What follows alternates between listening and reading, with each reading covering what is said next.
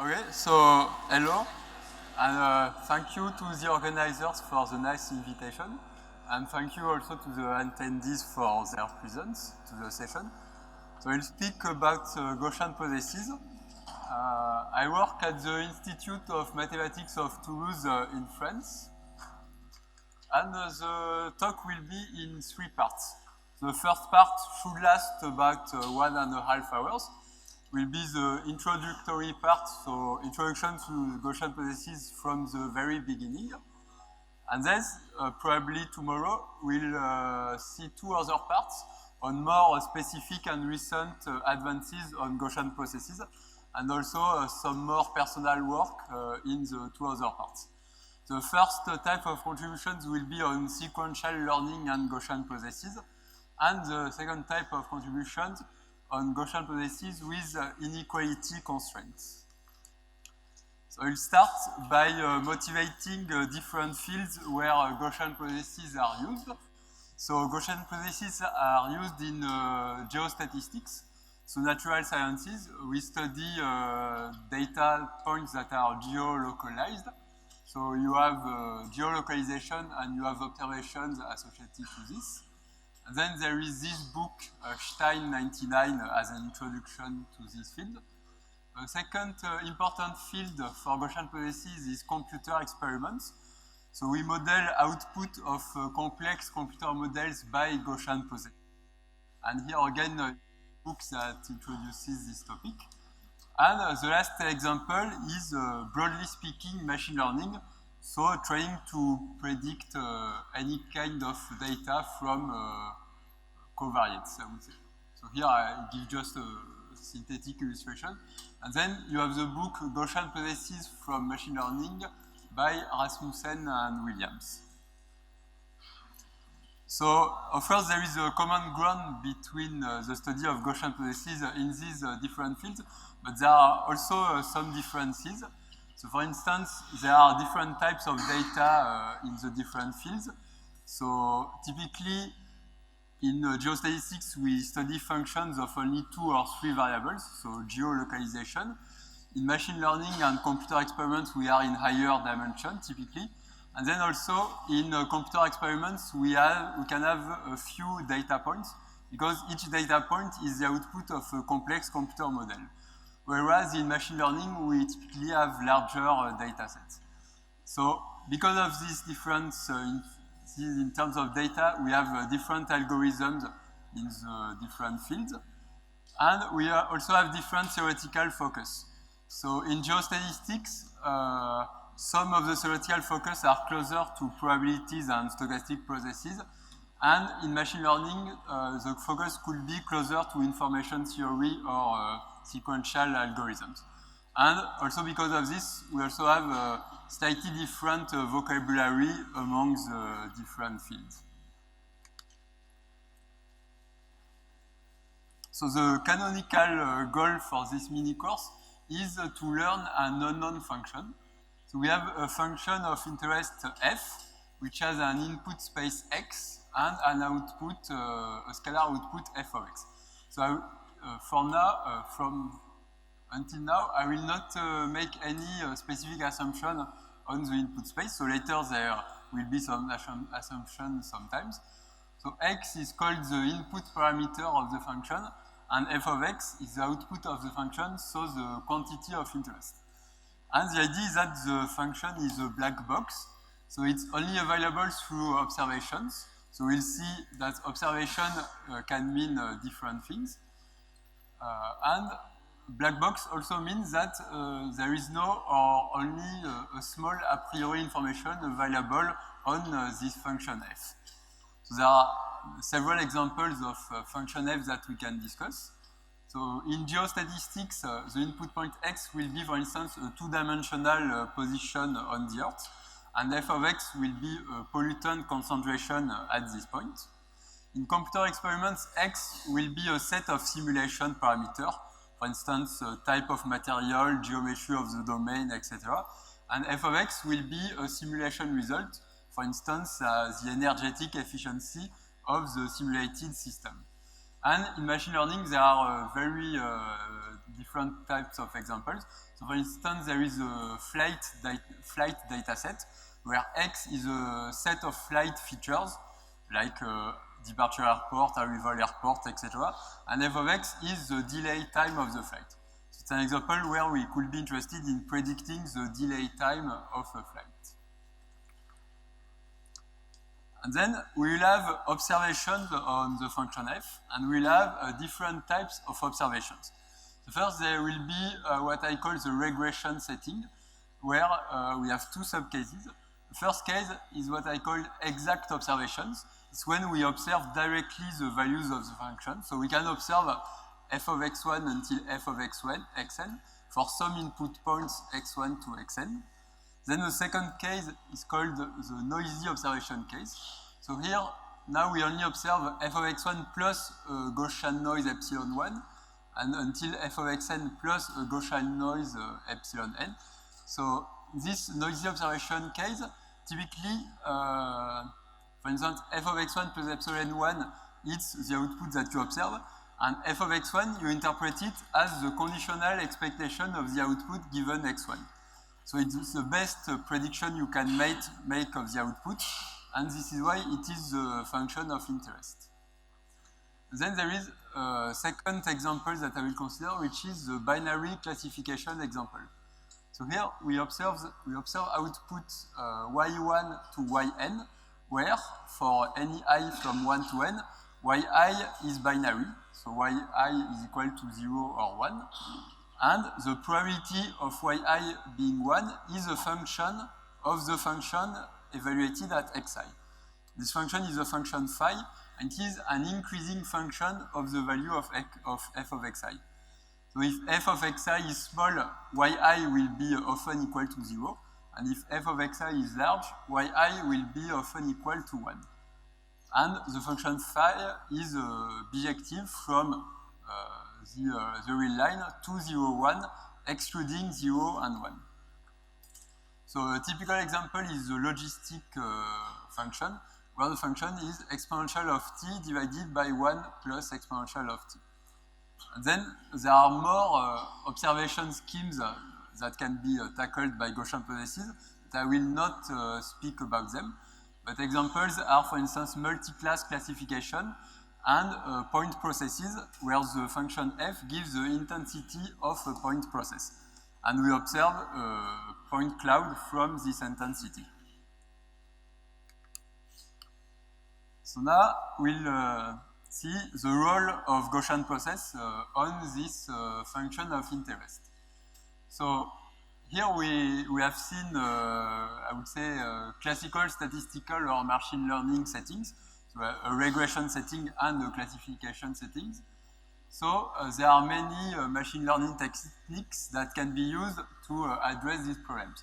So we can mention, for instance, kernel smoothing, random forest, neural networks, and many other methods. And Gaussian processes are one of these methods that will allow to do, for instance, regression and classification. But the specificity of Gaussian processes is that they are based on a Bayesian prior on the function f. And so we'll see that they provide not only predictions, but also uncertainty quantification tools. So, more concretely, the idea of a Gaussian process is to model the black box function f, which is fixed and unknown, as one single realization of a random function that will be a Gaussian process. And this Gaussian process, throughout the talk, we'll write it chi. So x gives chi of x is the Gaussian process function. So graphically, we have a fixed function in black, which is the function of interest, and we imagine that this function was generated randomly, and that other realization functions could have been the functions in colors. And then we have observations of the function. So here, for instance, we have exact observations with the black points. And from these observations, we want to study the conditional distribution of the function given the observations. And the Gaussian process assumption enables to define the conditional expectations. So, a very quick summary of the principle of Gaussian processes here, that Gaussian processes provide a Bayesian prior over unknown functions that will enable to address various machine learning problems with the benefit of uncertainty quantification. This was a quick general introduction to Gaussian processes. Don't hesitate if you have any questions. And if not, I will continue with more details and I will introduce progressively Gaussian processes. I will start with the notion of stochastic process. So recall that X is the input space. It can be any space. And a stochastic process, it's a function chi from X to R, so that any value chi of X, it's not just a number, it's a random variable.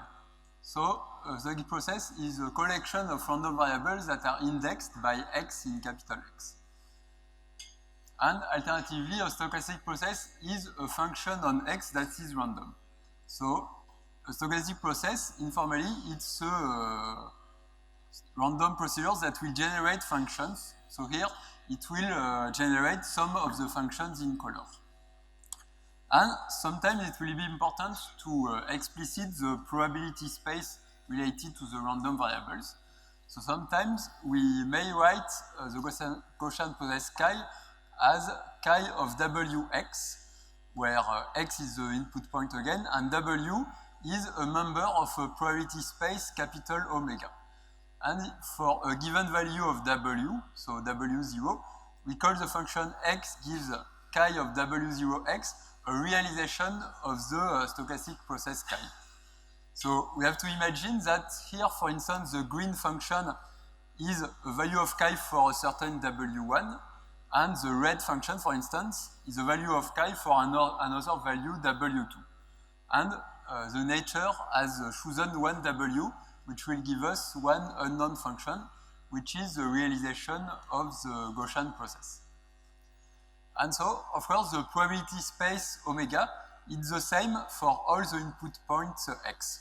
So we'll be able to speak of the dependence between the different values of chi. So now, very quick reminder on Gaussian variables and vectors. So a Gaussian variable, it's a random variable on R with a Gaussian probability distribution. So the Gaussian probability distribution is a bell curve like this. So it's a distribution of the form exponential minus a square distance to a center that I call mu, which we call the mean of the Gaussian distribution.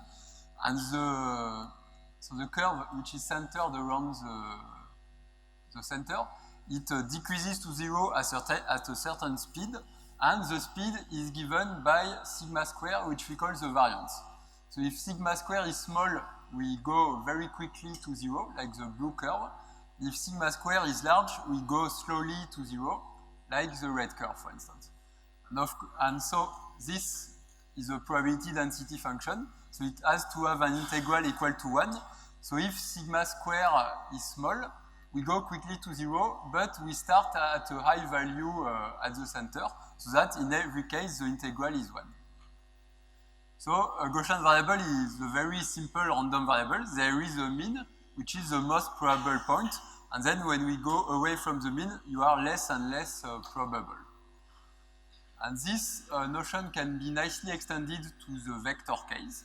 So now in dimension n, random vector v will be a Gaussian vector with mean vector m and invertible covariance matrix R, when the multidimensional probability density function will also be of the form of a bell curve. So there will be one center here that will be m, that we call the mean vector, and then it decreases when we go away from the center. It decreases again as a minus exponential, and the rate of decrease, now it's defined by an inverse matrix R that we call R the covariance matrix. So the idea is that we can decrease at different speed in different directions, and these directions, they are given by the inverse covariance matrix R. And again, if R is small, then we'll decrease fast when we are away from M, but then this normalizing term will be large, so that the integral will still be equal to 1. Then one last remark is that what I call the mean mu and the variance sigma square in the scalar case, they are the mean and the variance of the distribution. For instance, the integral of x times the Gaussian density with mean mu is equal to mu. So mu is the mean in the sense of expectation. And the integral of x minus mu square with the Gaussian density with the variance sigma square is equal to sigma square. So sigma square is the variance.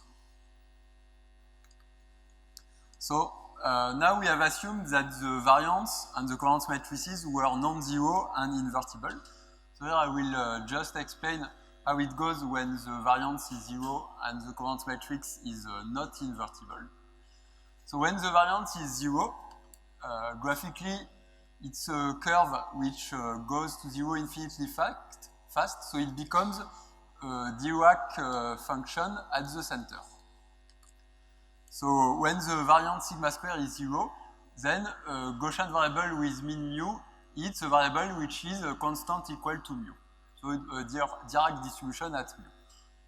Then we go to the vector case. So we have an n-dimensional random vector V, and it will be a Gaussian vector with mean vector M and covariance matrix R.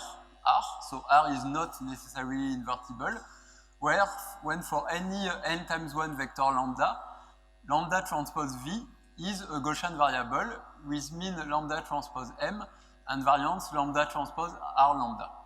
So a Gaussian vector in dimension n, it's a vector, a random vector, such that any linear combination gives a Gaussian variable.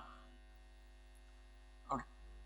So in the second plot here, we have seen that when the covariance matrix is invertible, the probability density function covers the whole space, so it's never 0. But now, when R is not invertible, this time the Gaussian vector will not be supported on the entire space. It will be supported on a lower dimensional linear subspace. And more precisely, this subspace will be spanned by the eigenvectors of the non-zero eigenvalues of the covariance matrix. So when R is not invertible, it is what we call the degenerate case for a Gaussian vector. So now we go from vectors to process. So the definition, a stochastic process chi on X, it's a Gaussian process when for any n input points x1 to xn in the input space, if we take the random vector chi of x1 to chi of xn, then we obtain a Gaussian vector, whatever the n choice of the input points. So a Gaussian process, it's a stochastic process that always gives Gaussian vectors. Okay, and we'll use very often the notions of mean and covariance functions. So the mean function of a Gaussian process chi, it's the function that will write M throughout the talk, which goes from the input space X to R, which associates to X the mean value of chi of X. So it gives the mean value of the Gaussian variable for any input point. And then the covariance function of the Gaussian process chi, it will be the function small k from x times x to r that takes any pair of input points x1, x2, and that gives the covariance between chi of x1 and chi of x2.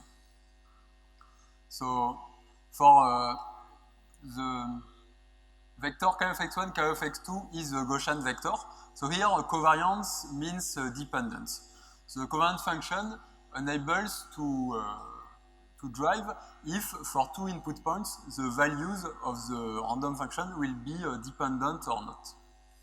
So we'll provide many details on the covariance function in the rest of the talk. And the idea is that a Gaussian process is characterized by the mean function and the covariance function.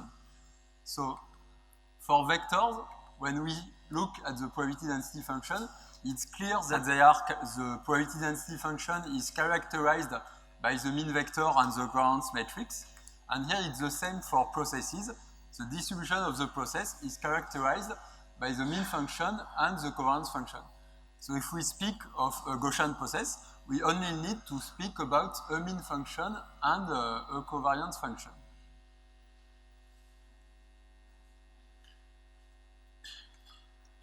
So we'll see that a covariance function needs to obey some constraints.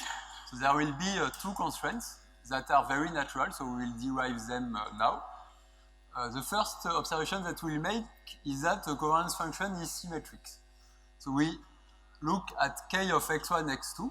By definition, it's the covariance between k of x1 and k of x2. So it's also the covariance between k of x2 and k of x1, which is by definition k of x2, x1. So a covariance function needs to be a symmetric function. And then there is a second constraint. So we consider a Gaussian process chi on any set x with a covariance function k.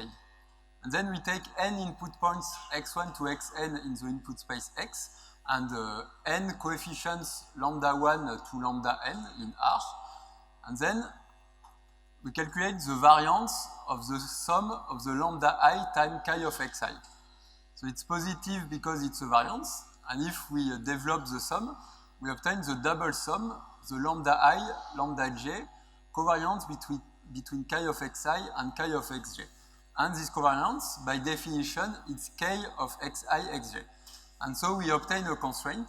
We obtain that if we take n points x1 to xn and n coefficients, then the quadratic form here obtained from the covariance function k needs to be larger or equal to 0.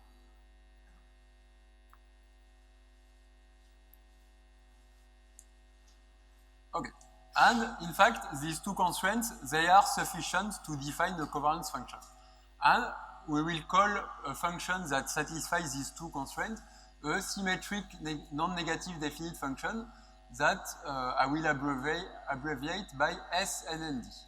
So function h from x to x times x to r is SNND if it satisfies the two constraints.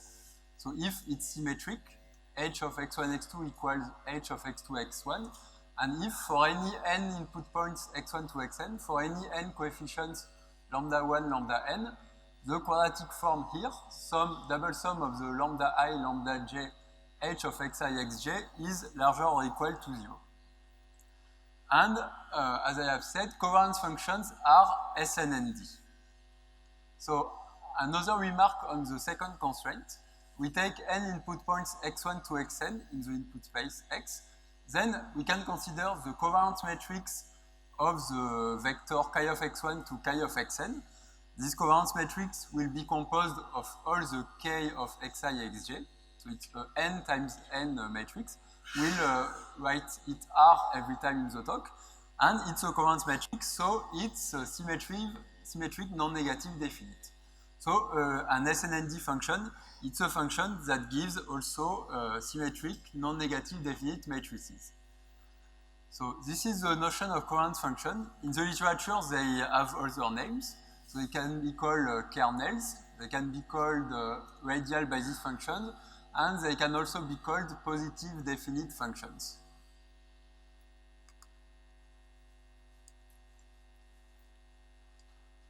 Okay.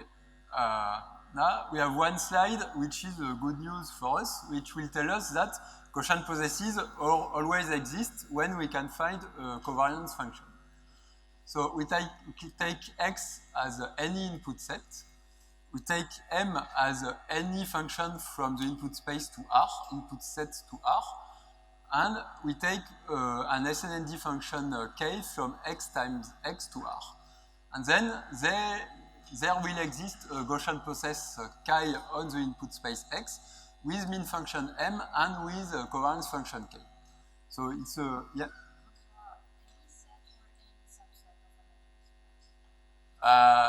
any set.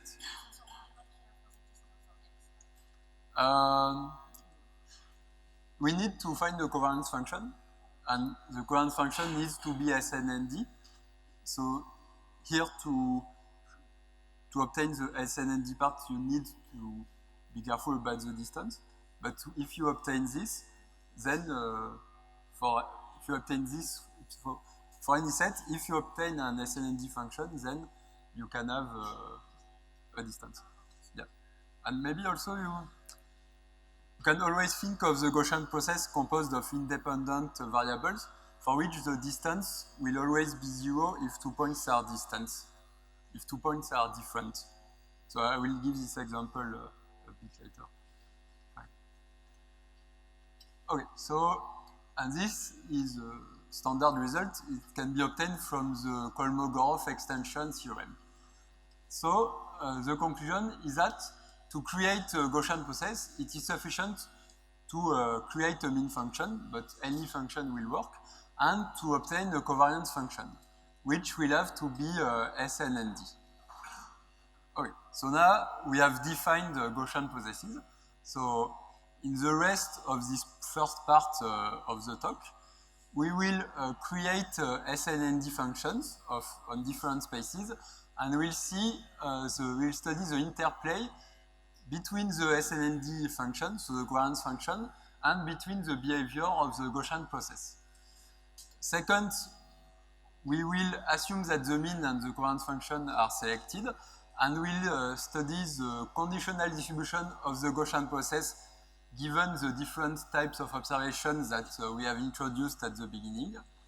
And finally, we'll discuss a little bit how we can estimate the mean function and the covariance function from data. So first, now we want to create a catalog of covariance functions. And I will start with two extreme examples of covariance functions which will work for any set X. So they are not always useful, but it's good to know that they exist. We take any set X, and then the first function that will always work is the function that always takes the same value. So it's the function k1 from x times x to r, so that for any x1, x2 in the input space x, k1 of x1, x2 takes the same value, for instance, 1. And then we can see very quickly that k1 is SNND. So there exists a Gaussian process with a covariance function k1. In fact, this Gaussian process, it will give constant realization functions. So it will be so that for if the mean function is 0, for any x in the input space, chi of x will always be equal to a value capital X that does not depend on x, and capital X will be a standard Gaussian variable. So this is the notion of covariance function for a constant random function. So for Gaussian random variables extended to functions. Then there is another example which is at the other extreme. This is the function k2 from x times x to r, which is defined by, for any pair of input points x1, x2, k2 of x1, x2 is the indicator that x1 is equal to x2. So the covariance is 1 if x1 equals x2, so the variance is 1, and if the input points are different, the covariance is 0. And so a Gaussian process chi with this covariance function k2, it's composed of independent Gaussian values. So it's interesting, it's in some settings in conjunctions with other Gaussian processes that we'll see later. So here we have two kind of examples. If we speak again about metric input spaces, if you have a metric input space, typically you would like a covariance function which is a function of the distance. And here we have a function of the distance. This is a constant function of the distance. So it's a function that do not decrease with the distance. So it's one extreme. And here it's the other extreme. It's a function which decreases very fast with the distance, meaning that whenever the distance is non-zero, the function is 0. And now we want to construct functions in between that decrease continuously with the distance. And we'll construct this on different spaces. And we'll start with the most classical case, the Euclidean input space. So now the input space X is Rd. So we'll use extensively the notion of stationary covariance function. So covariance function K is stationary when, for any two input points x1, x2, K of x1, x2 is a function only of the distance x1 minus x2. And often we'll use this very convenient abuse of notation here, that K will be at the same time a function of two variables and a function of only one variable, which is the difference x1 minus x2. Okay, so when the covariance function is stationary and when the mean function is 0, then the Gaussian process has a behavior which is invariant by translation. So more or less the distribution of the observation is the same wherever you are looking on Rd. And for stationary covariance functions on Rd, we have a very useful result which is called Bortner theorem. It's very useful to create covariance functions. So we consider a covariance function K from Rd to R. So it's this part here, it's stationary, it's a function of the difference. And we assume that the function has a Fourier transform K hat, and that we have also the inverse Fourier relation.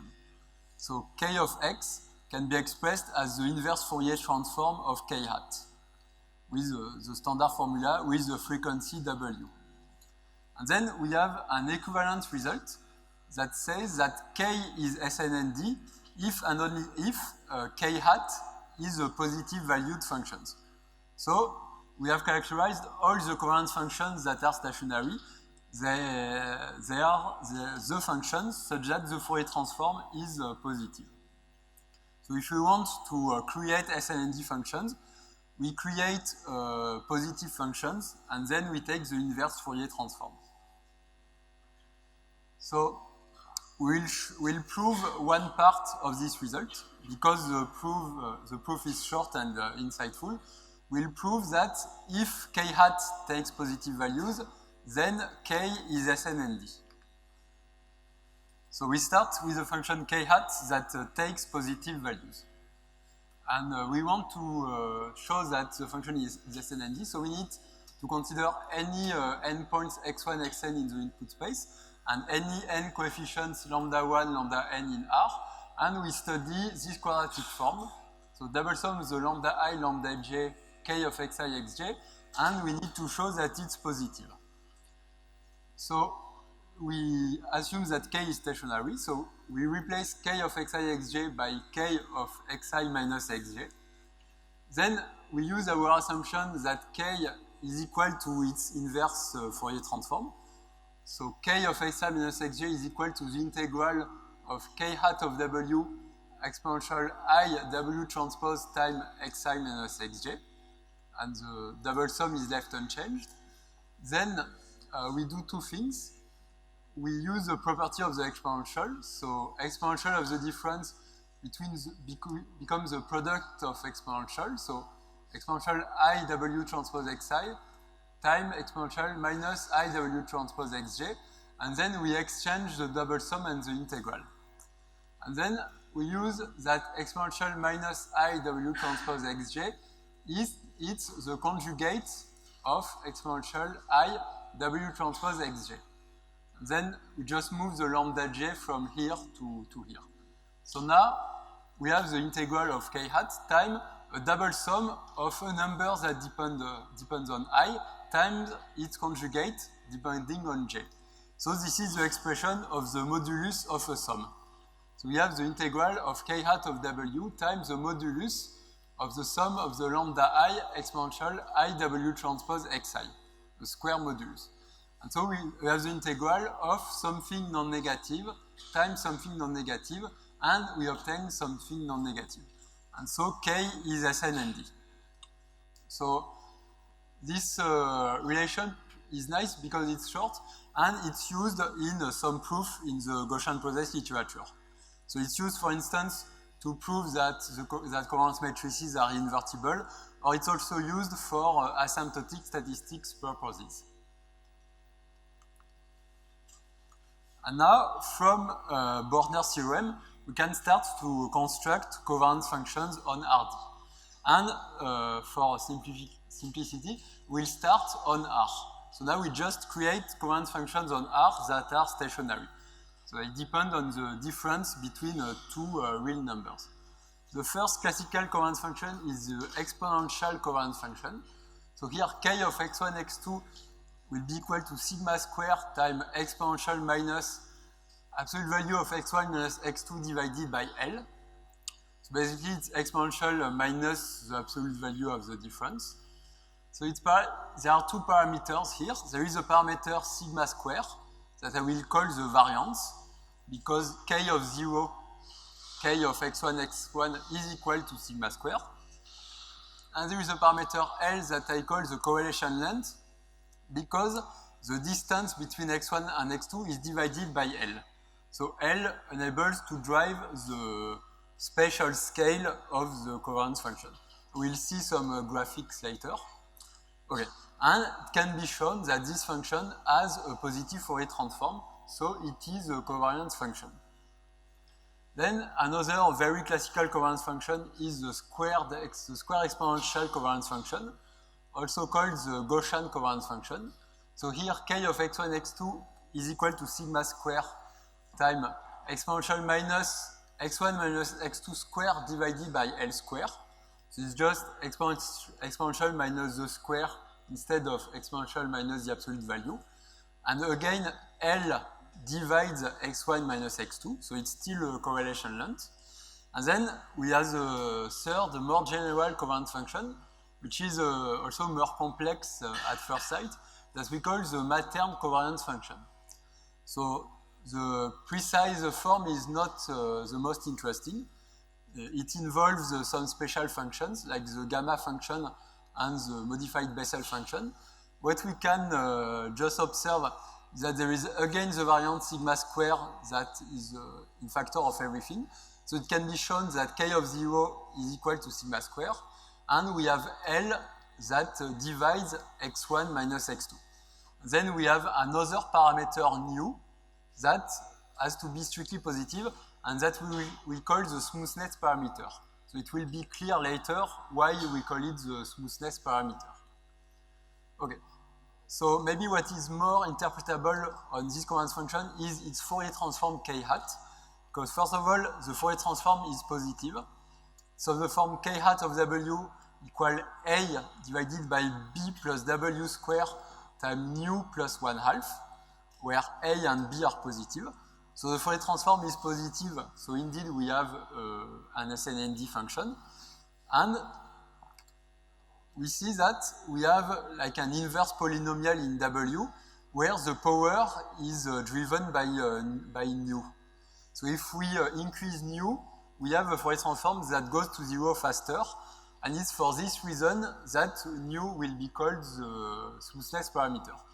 And it's also because we want this form that in fact, the Matern covariance function, it's defined as with its Fourier transform. So people have decided, I want a covariance function where the Fourier transform is like this. And then they need to inverse the Fourier transform to find the covariance function. And then it turns out to be a little bit complicated with two special functions.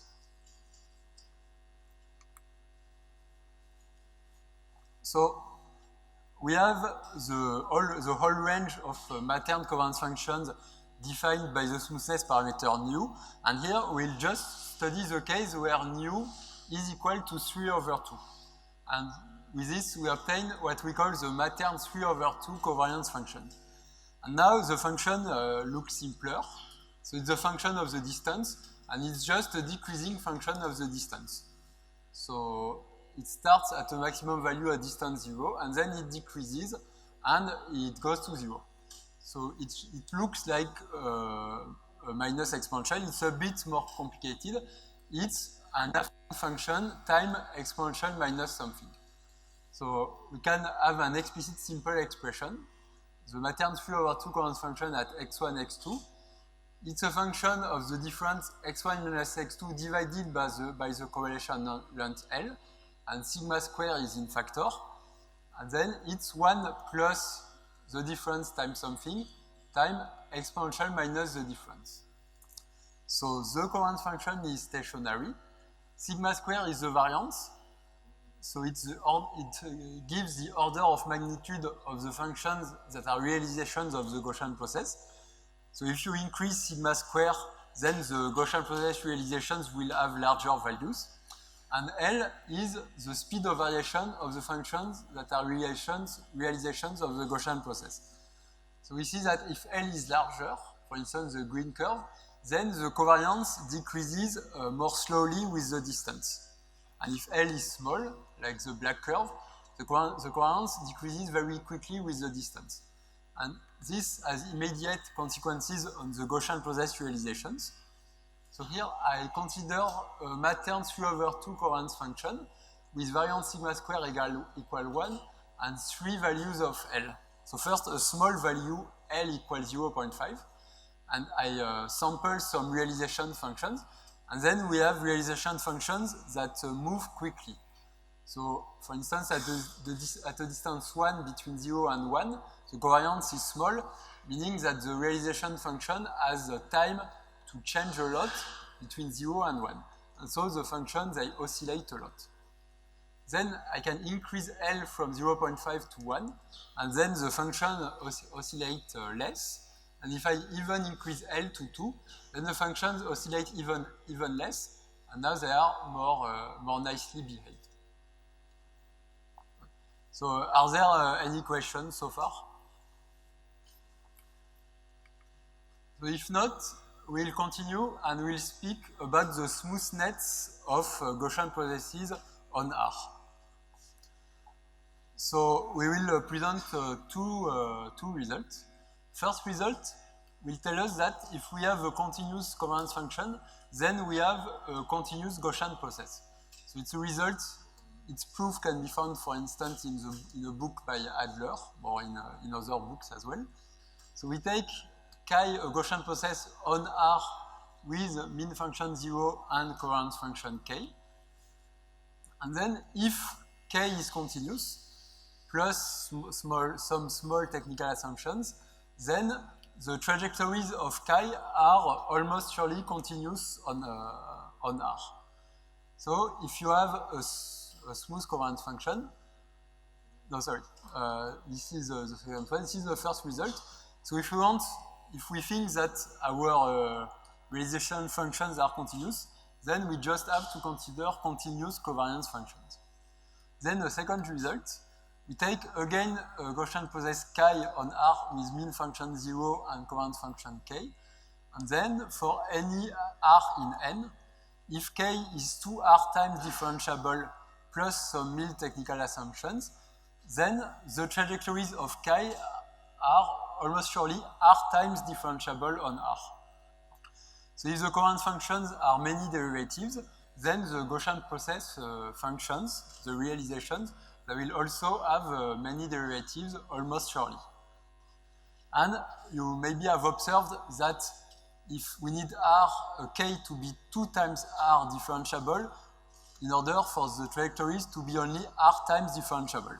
So the covariance function needs to be twice as more differentiable than the Gaussian process. And in fact, this makes sense because we can show that we take a Gaussian process chi which has a derivative. So almost surely chi will have a derivative function chi prime.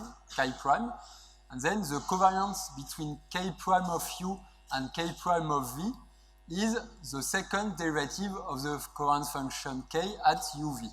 Derivative with respect to the first and to the second argument. So if we want to define a first derivative Gaussian process, we need 2 derivatives of the covariance function. And this goes on, which is why we need 2 R derivatives of the covariance function to have R derivatives of the Gaussian process. Yeah. Sorry? So the Gaussian process, it's a random function. So it's an application from a probability space omega to the set of functions from R to R. And the trajectory, it's one of these functions. So maybe can go back to the notation. Okay. A trajectory, it's a synonym for realization. So the Gaussian process, it's an application from which first input is an element of the probability space, and second input is an input point. And a trajectory, it's a function that I obtain when I freeze the first element W. So a trajectory, it's one of the functions here.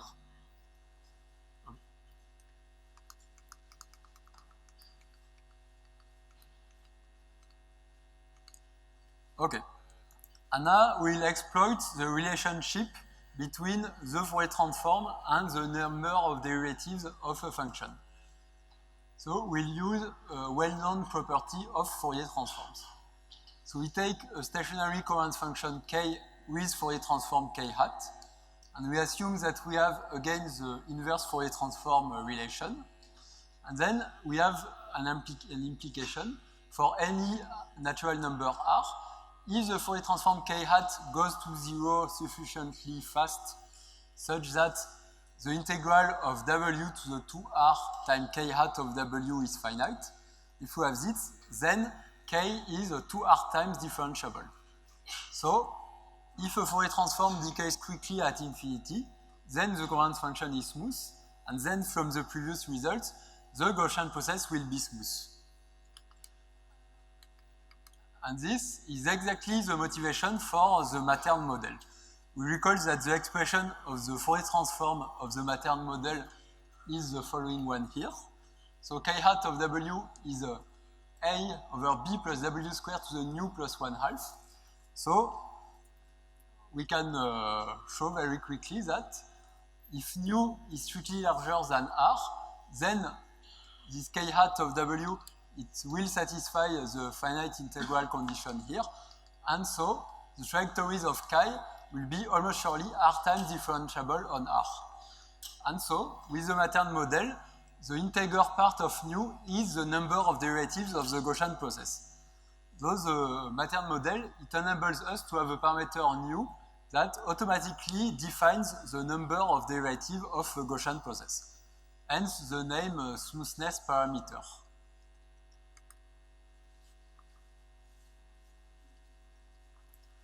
So one illustration of the impact of nu. So I show trajectories of Gaussian processes defined on R with mean function 0 and Mattern covariance function with parameters sigma square equal 1, L equal 1, and different values of the smoothness parameter nu. So first I take nu equal 1/2. So the covariance function is continuous, but the covariance function is not differentiable. And we see that the Gaussian process realizations, they are continuous, but they are not differentiable. In fact, they look a lot like realizations from the Brownian motion. Then I take nu equals 3/2. So the covariance function is 2 times differentiable, and so the Gaussian process realizations are here once differentiable, so they are much smoother, but still some irregularities, for instance, here. And then last example, I take nu equals 5/2. So the Gaussian process realizations are 2 times differentiable, and here you see that they look very smooth. Okay, now we have defined covariance functions on R, and we want to extend them on RD first. And to extend them, we have two kinds of tools,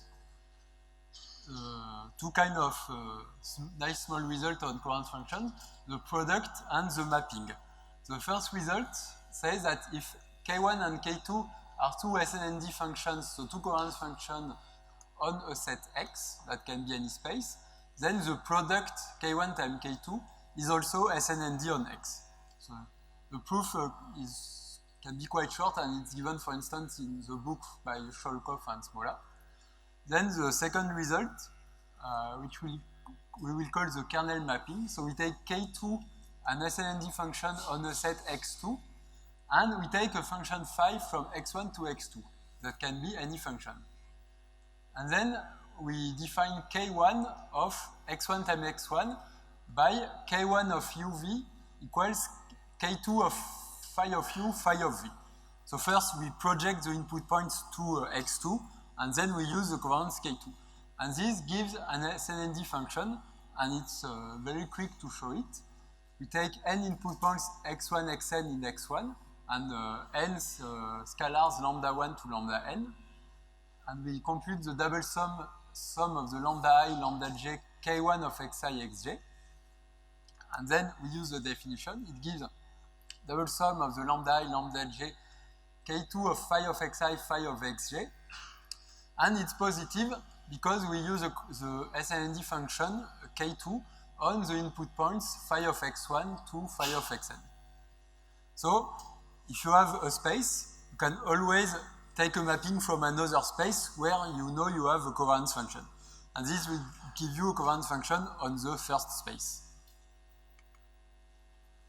And with this, we can create covariance functions on RD that we call tensorized covariance functions. So we take D covariance functions on R, K1 to KD, and we define a function K on RD times RD as a product.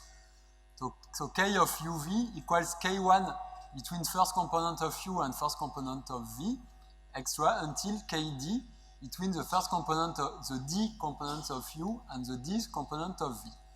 And this is a product of D valid covariance functions, so it gives us a covariance function. So K is SNND.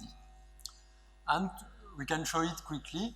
We use the two previous propositions with the product and the mapping functions phi1, phi d, such that phi I of x is the ith component of the vector x. So we can apply this tensorization to all the covariance functions on R that we have studied. So it gives us, in general, a covariance function K of this form. So K of UV will be equal to a variant sigma square times the product from I equal 1 to D of a function psi of the difference between the component I of U and V, absolute value of the difference, divided by a correlation length L in the direction I. So what I call the correlation length Li. And this gives us a tensorized covariance functions. So when psi of t is exponential minus t, we have the tensorized exponential covariance function.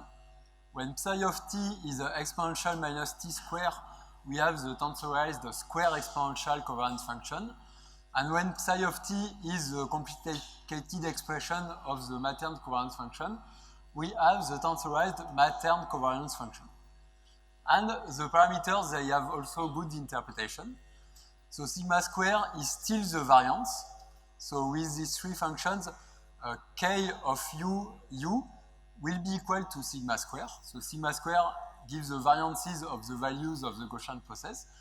And for I equal 1 to d, Li is the correlation length for the variable I. And this means, in this case, that all the variables do not have the same importance. We see that if Li is very large, for instance, if Li equals infinity, then the difference ui minus vi is not used to define the covariance function, which means that the variable I is not important. And on the other hand, if Li is small, then ui minus vi will be inflated a lot, and so the variable I is important.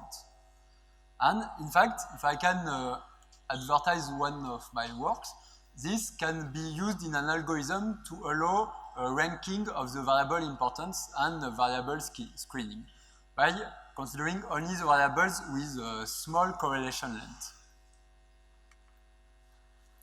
Now, another way to obtain covariance functions on RD that will be called isotropic covariance functions. So now, we want covariance functions on RD that depends on the Euclidean distance between x1 and xd. So with the Euclidean distance, we are less dependent on the choice of the axis. So in geostatistics, for instance, it's popular. So we want k of x1, x2 equals psi of the norm between, of the difference between x1 and x2, with psi from r plus to r. And we have a nice characterization of all the function psi such that this gives the SNND functions in any dimension D. So it's a classical result now from analysis. So we take K from RD to RD, from RD to RD to R, RD times RD to R, defined by this, where psi is not constant. And then we have three equivalent statements. First one is that K is a covariance function for in any dimension D. Second statement is that psi of t is a mixture of functions of the form exponential minus t square with like a special temporal scaling w. So it's a mixture of the exponential minus w t square with some positive measure mu, not concentrated at 0. And then last result says that psi of psi composed with the square root is completely monotone on R plus and not constant. Completely monotone means that the function is positive, the derivative is negative, the second derivative is positive, etc. So the signs of the derivatives alternate. And with this, again, it's good because we know all the covariance functions psi, so that will give isotropic covariance function in any dimension. And to define them, we just need to define a measure mu on R plus. And with this, we can extend the covariance functions on R that we have defined to isotropic covariance functions on RD. So now we have a covariance function K of uv of the form sigma square psi of norm of u minus v divided by L. So again, sigma square is the variance, L is the correlation length. And when we take psi of t equals exponential minus t, we have the isotropic exponential covariance function. If we take exponential minus t square, we have the isotropic square exponential covariance function. And if we take again the Matern function, we have the isotropic Matern covariance function. And L, it's a correlation length, it divides the distance. So it drives the rate of variation of the Gaussian process in any direction as a function of the distance. So last type of covariance functions on RD. Now we just again want to give different importances to different variables. So we extend the previous construction. We take a covariance function k of uv of this form. So sigma square time a function psi evaluated at a different kind of norm, square root of sum from I equal 1 to d of the ui minus vi square divided by a correlation length li square. So it's the same principle as above. If li is large, then the variable I is not important. And if li is small, then the variable I is important. And as a function psi, we take the same as before. So exponential minus t square, and the Matern function. And in terms of vocabulary, we call this a geometric anisotropy. So we call this function the geometric anisotropic exponential covariance function, geometric anisotropic square exponential, and geometric anisotropic Matern. And from our previous results, all these functions, they are SNND. Okay. I will speak a little bit about functional inputs. So far we have covariance functions on R and on RD, and now we want covariance functions on function spaces. So now X will be the set of square summable functions f from 0, 1p to R. So now we have a function that operates on functions. So we have to imagine that our data set will be function 1 output value, function 2 output value, and this is modeled by like a kind of meta function that associates the value to the function.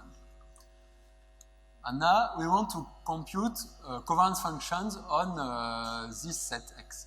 So this is why it's good that Gaussian processes are defined on any set, because we can consider, for instance, spaces of functions. So there are several practical motivations for covariance functions on functions. The first type of motivation is computer models. So we want to model computer models for which the inputs are already functions. For instance, curves when p equal 1 or maps when p equal 2. For instance, we model an industry system by a computer code, and the input of the industry system is a temporal power curve. So it's the energy we put in the system as a function of time, and then indeed the input will be a curve. And then we model the system output as a Gaussian process. Then function inputs are also interesting for classification purposes. We may want to classify curves or images. For instance, is an individual LC according to the curve of its EEG. And so graphically, our data set here will be functions. So here are 3 functions, and to each function there is a value associated. And so there is a Gaussian process where for each input function here, there is an output which will be a Gaussian value. And here the realizations are, for instance, 1, 3, and 5 for 3 different input functions. And now we'll show that we can obtain covariance functions on these functional inputs quite simply by considering the limits of the vectorial covariance functions. So we show a small calculation which will explain how it works.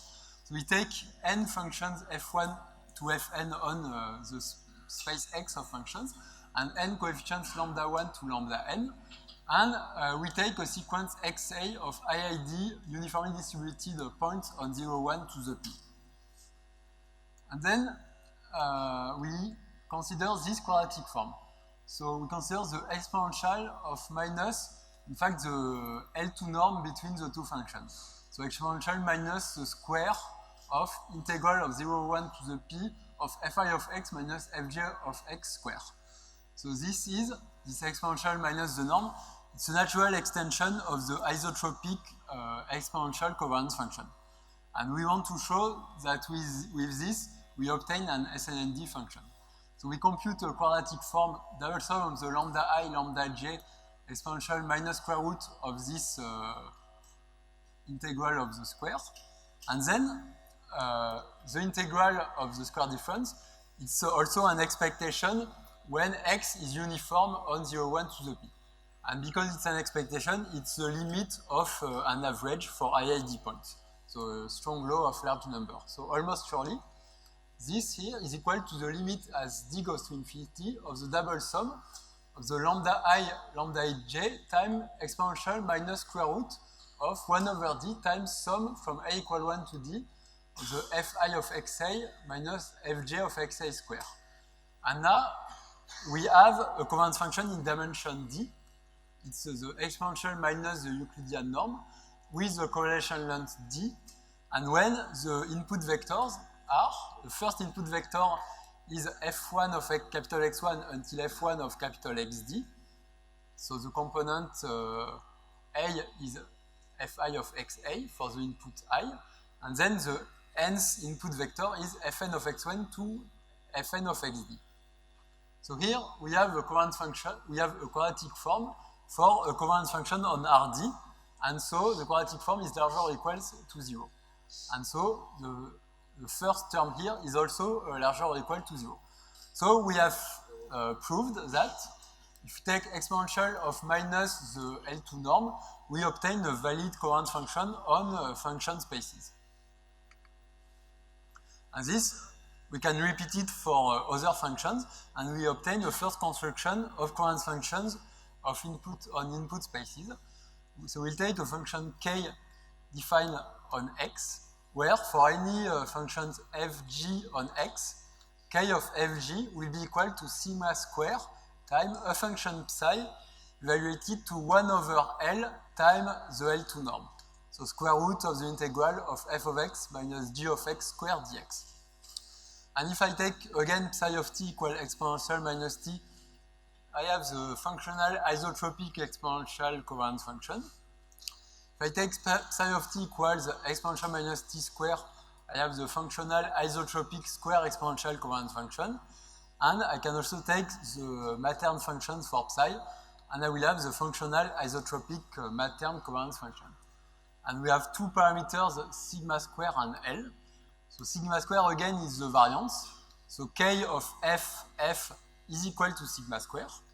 So the Gaussian process value at f will have variance sigma square. And L is the correlation length. Again, it divides the distance. So it explains how fast the correlation, the covariance decays according to the distance. Then, yeah. Is this the same as the tensorized case? Here, it's the isotropic case. No, I mean, if you have functions that can each other, they're not that many functions, vectors. Does this then boil down to the tensorized case that we constructed? Sorry, if you have functions that are vectors? Yeah. So does this just boil down to the tensorized? What do you mean exactly by functions that are vectors? For instance? Like the one here, so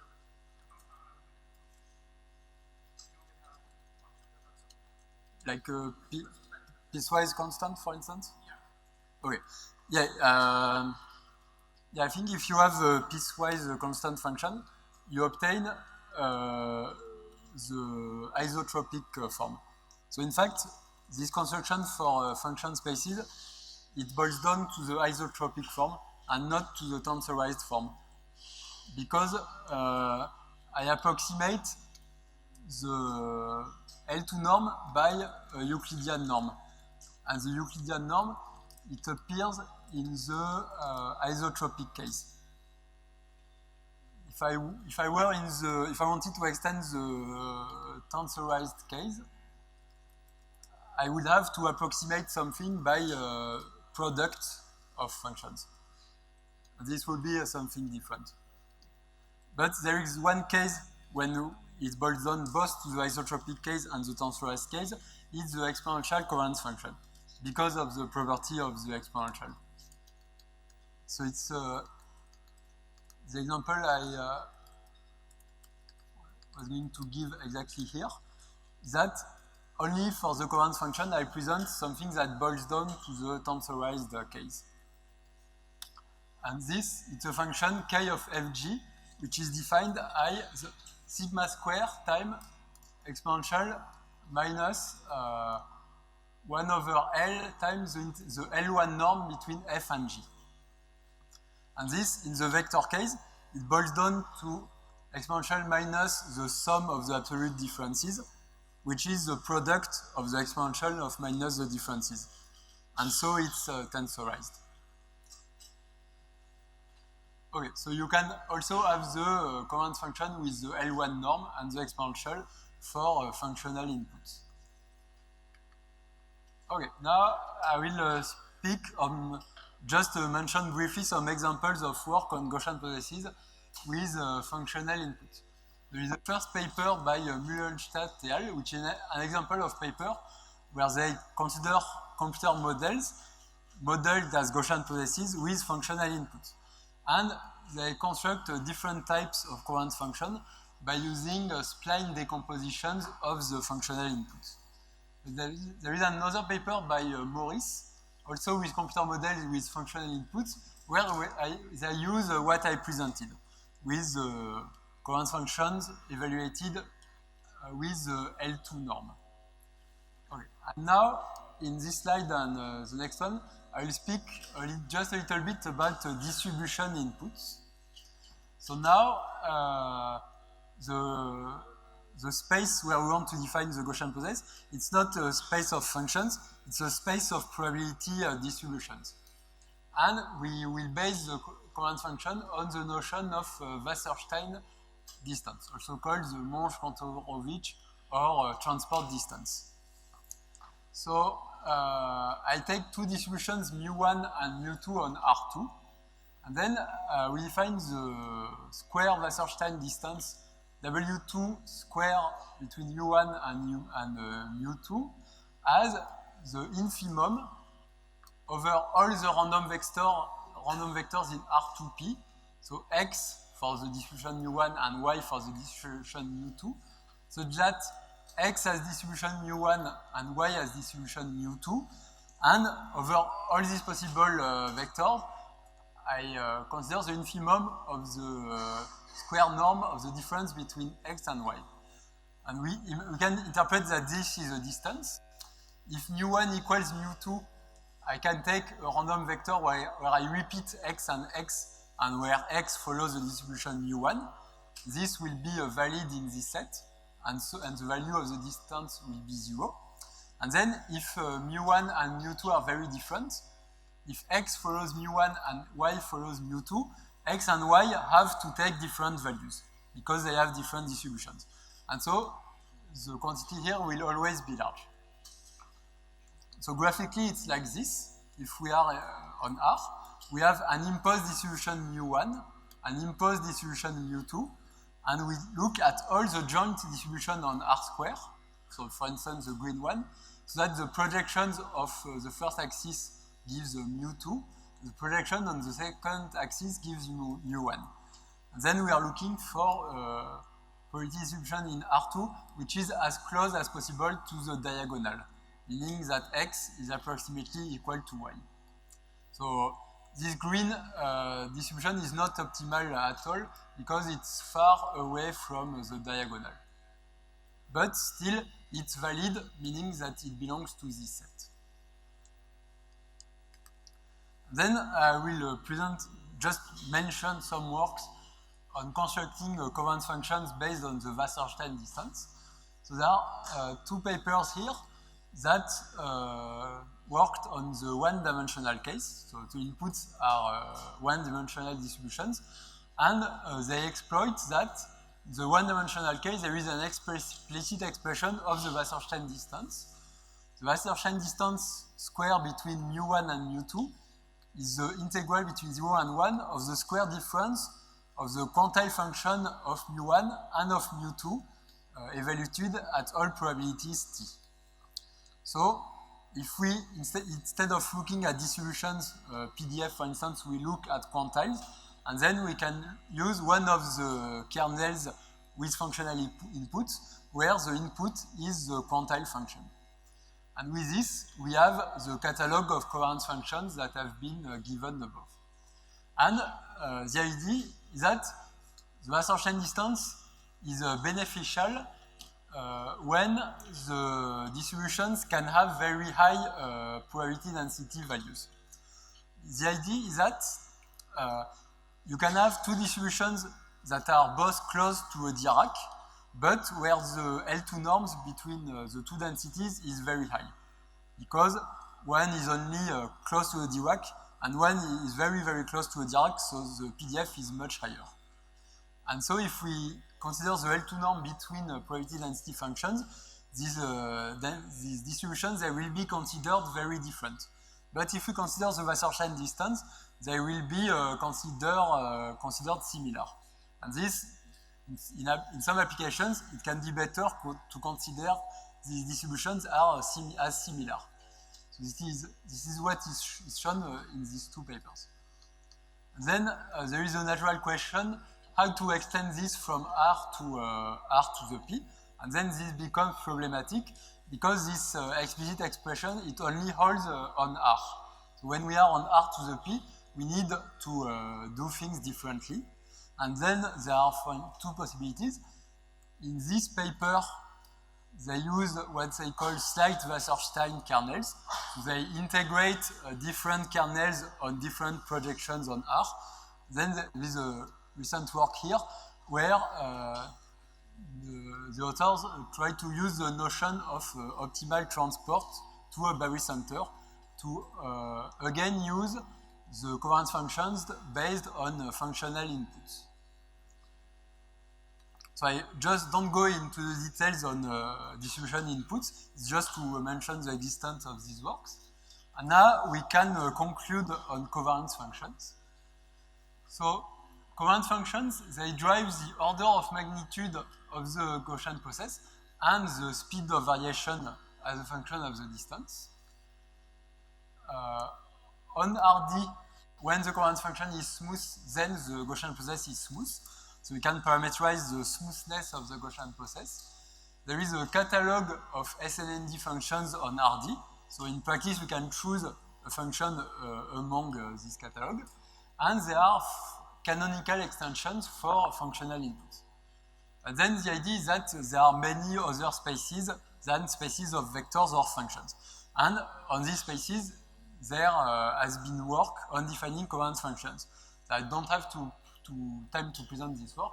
I will just mention that there are covariance functions on character strings, covariance functions on points on the manifold. For instance, covariance functions on the sphere is an important topic in geostatistics. And there are also, for instance, covariance functions on architectures of neural network. For instance, to optimize the prediction error as a function of the network architecture. Now we stop on covariance functions, and we assume that we have fixed a mean function and a covariance function, and we see how we can compute conditional distributions given observations. So this is the main statistical / machine learning motivation to predict by a conditional distribution. So an important thing for us will be the Gaussian conditioning theorem.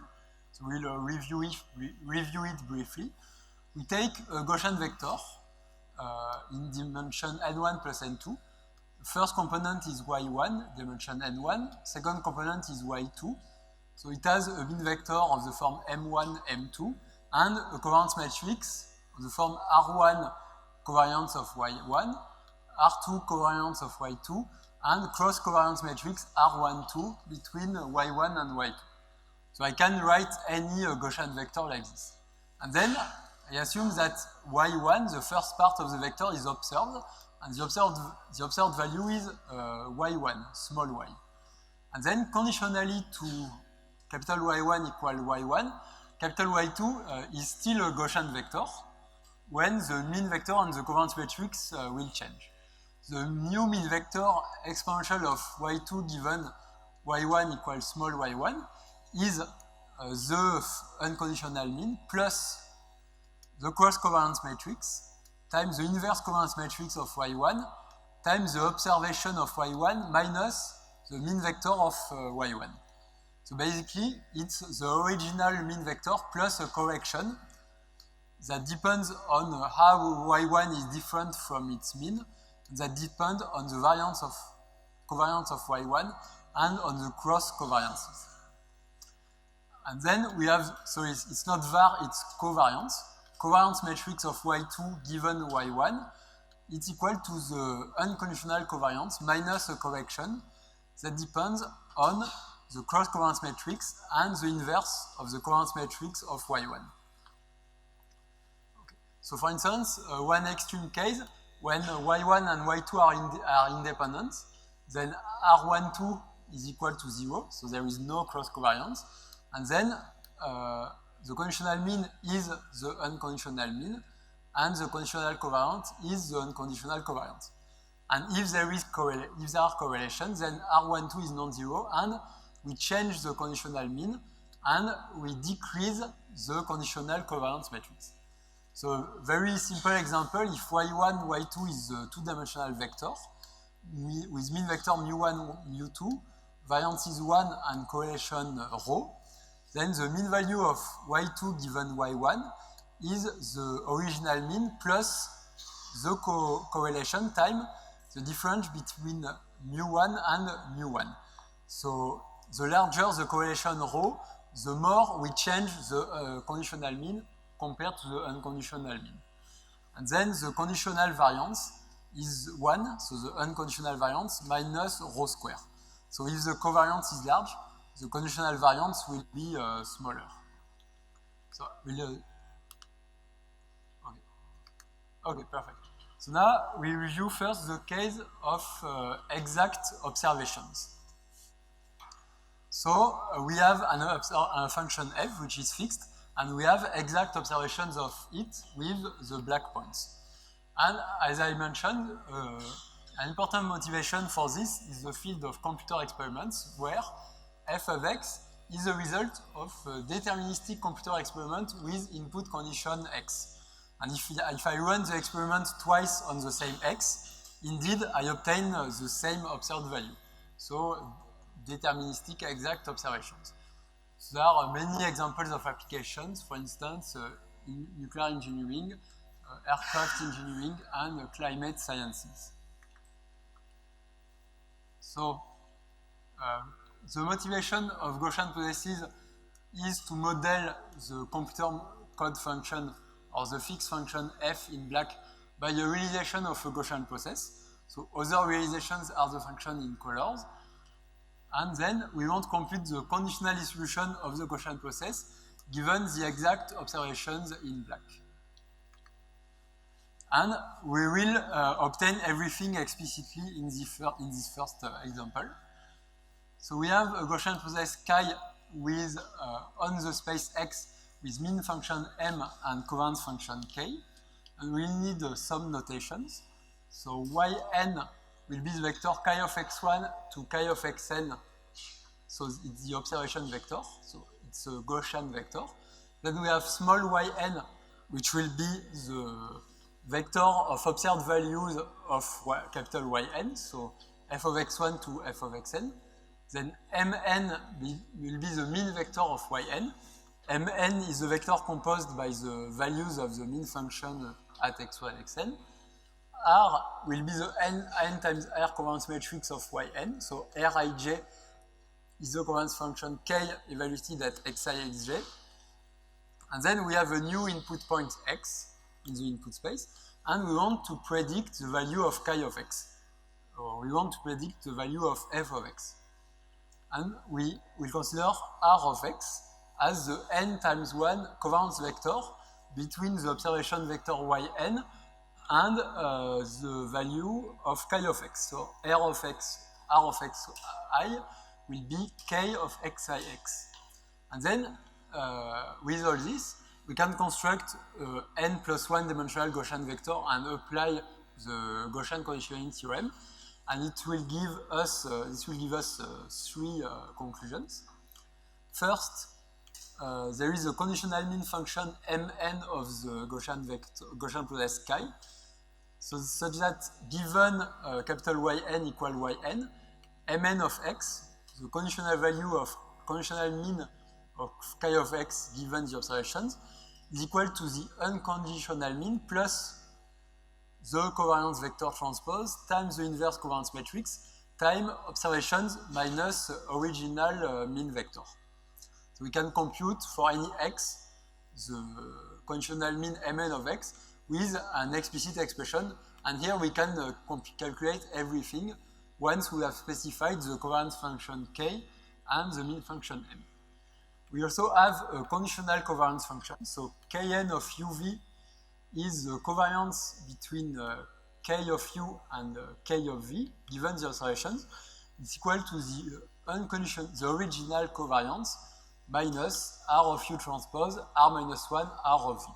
So again, we update the covariances. And then we have something more. We have that conditionally to the observations, chi is still a Gaussian process with a new mean function mn and a new covariance function kn. So I will skip this and we'll see a quick illustration. We have observations of a Gaussian process. So we have observed that for some input values, the output values are there in range. And then we have seen that the Gaussian process conditionally to these observations is Gaussian, and we know the mean and covariance functions. So we can compute conditional realizations given the observations, and they all have to interpolate the observations because the observations are exact. We can compute the mean function mn, which is a prediction of the unknown function that goes through the observation points, and which is in the middle of the conditional realizations. And from the conditional variance, we can compute 95% confidence intervals for the values of the Gaussian process. So the intervals are very short when we are close to observation points, and they become wider when we are further away from observation points. And this is good for prediction purposes. We can predict with the black curve, and we have an uncertainty indicator with the green curve. So if the confidence interval is wide, then we know that the prediction may be inaccurate. Okay, and this can be adapted to the case of observation errors. So here, there are many cases where we don't want to interpolate exactly the observations as here. We want to have a kind of prediction in red that goes in the middle of a cloud of points without interpolating. And the motivation for this is that we know that the same value of x can give different observed values. For instance, this is common in machine learning applications. For instance, two flights with the same features will have different flight delays. And for this, convenient model is the model of Gaussian observation errors, meaning that we observe capital Yn equals to the vectors of the chi of x1 to chi of xn plus Gaussian variables epsilon1 to epsilon n. Epsilon 1, epsilon n are independent with mean 0 and variance tau square. And so the observation vector, small y1, small yn, will be composed each time of f of x1, the function of interest, plus an error, epsilon 1. And then we can use again the Gaussian conditioning theorem, and it's almost the same as before. So chi of x, conditionally to the observed values is yn, has a conditional mean function mn, which is obtained as before, except that we change the covariance matrix R to R plus tau square time identity.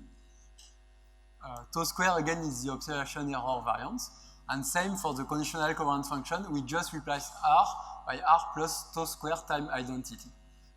And again, conditionally to the observations, chi is a Gaussian process with mean function mn and a covariance function kn. So some similar graphics. So we have observed values, but this time at the value, for instance, 1, we know that we have observed this, but we know that this is not necessarily equal to the function value here. And so conditionalizations of the Gaussian process, they do not interpolate anymore the observation points, because the observation points are noisy. And so the conditional mean function also does not interpolate the observation point, but still it tries to go in the middle of the observation points. And we have the conditional confidence intervals that are a bit shorter close to the observation points, but still the uncertainty is non-zero for some x's where we have some observations. Okay, so some remarks. This use of the Gaussian conditioning theorem, it's all independently on the input space X. So once we have defined the covariance function, and when we have input-output pairs, we can perform Gaussian process predictions for any space. And actually, everything depends only on the value of the covariances, and not on the input points anymore. Then the formulas are exact, which is nice, but there is some numerical cost. So because for the prediction, we need to inverse covariance matrix here with R plus tau square minus 1. And so the computational cost goes in two parts. So there is a cost basically of inverting the covariance matrix. So O of n squared in storage and O of n3 in computation, but this is only once. It does not depend on the new point x. So it's something that I call offline. And then for any new x, if we want to compute the conditional covariance, we need here to compute a quadratic form where the matrix the inverse matrix here has been pre-stored, but for any new UV, we need to compute a quadratic form with vectors R of U and R of V, which change all the time. And the cost of this is big O of n squared for each new x. And this is what I call the online cost. So this works well when n is less than 5,000 or 10,000. When n becomes much larger, we need to use some approximations. So there are many different types of work on this. You just mentioned 3 types of work. There is the first area of work based on aggregation of submodels. So they compute predictions based on subsets of the data, and then they aggregate the predictions. So the 2 papers here. And then there is one type of method based on inducing points. So they replace the original observations by a smaller dimensional vector of observations that is optimized to provide as much information as possible. So this is why. Finally, last remark, what I have presented, it works very well if we observe derivatives or integrals of the Gaussian process, or if we want to predict integrals or derivatives, because everything is a linear Gaussian, including with integrals or derivatives.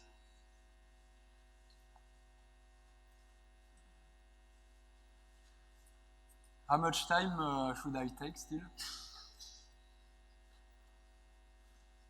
Sorry?